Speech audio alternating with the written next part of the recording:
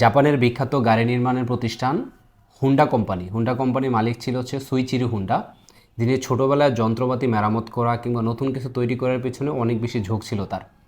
তো সে কী করতো, সবসময় এই যন্ত্রপাতি নিয়ে ঘাটাঘাটি করতো। তো যার কারণে শিক্ষকরা তাকে প্রায় সময় বলতো যে তোমাকে দিয়ে খুব একটা কিছু হবে না। তো এই সময়টা সে আসলে এত বেশি ওই জিনিসগুলোর প্রতি ঝোঁক ছিল, সে ওইখান থেকে আর সরে আসে নাই। সে প্রতিনিয়ত নতুন কিছু তৈরি করার চেষ্টা করতো। সে একটা সময় তার যখন যুবক বয়স, সে ইঞ্জিনের পিস্টন রিং আবিষ্কার করে, যেটা কিনা পরবর্তী সে টয়োটা কোম্পানিতে বিক্রি করতে যায়। আমরা টয়োটা কোম্পানি সম্পর্কে জানি, বিখ্যাত জাপানের আরেকটা গাড়ি নির্মাতা প্রতিষ্ঠান। কিন্তু টয়োটা কোম্পানি হচ্ছে ওইটা রিজেক্ট করে দেয়।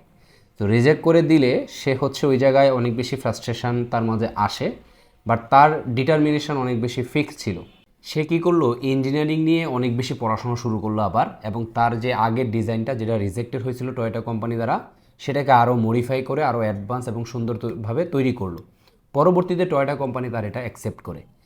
ওইখানটার পরে, ওই অ্যাকসেপ্টের পরে তার ইচ্ছা জাগলো যে না, এখন তো আমাকে দিয়ে কিছু করা যেতে পারে বা আমি কিছু একটা করতে পারবো। তখন সে হচ্ছে এই পার্টসপাতি বা এই জিনিসগুলো একটা কারখানা দিল।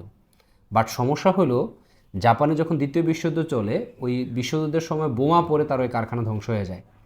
মানে তার একেবারে সকল সেট আপ রেডি করা জিনিস একেবারেই মানে ছাই হয়ে যায়, এরকম একটা অবস্থা।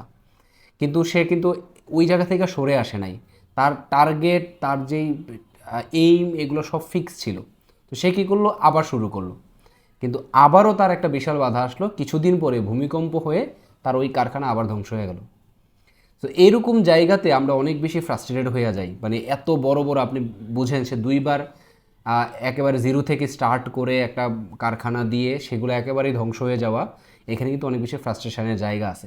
বাট সে কিন্তু তারপরেও কন্টিনিউ করছে, এবং সেটার একটা খুব দুর্দান্ত সে রেজাল্ট পাইছে।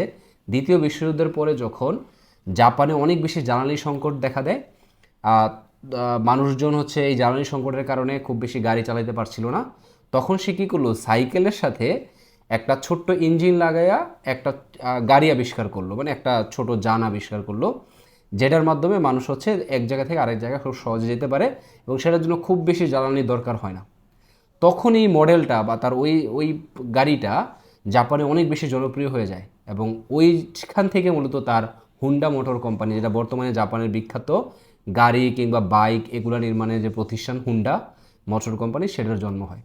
তো এখান থেকে আমরা বুঝলামটা কি, বুঝলামটা হচ্ছে, আপনি যখন আপনার এইম বা আপনার লক্ষ্যে অনেক বেশি ফিক্স থাকেন, প্রতিনিয়ত আপনার টার্গেটে পৌঁছানোর জন্য বারবার ভিন্ন ভিন্নভাবে নতুন করে নিজেকে আরও বেশি শেইপে এনে আরও বেশি দক্ষ করে আপনি যখন চেষ্টা চালাবেন, একদিন না একদিন আপনার লক্ষ্যে আপনি পৌঁছাবেন।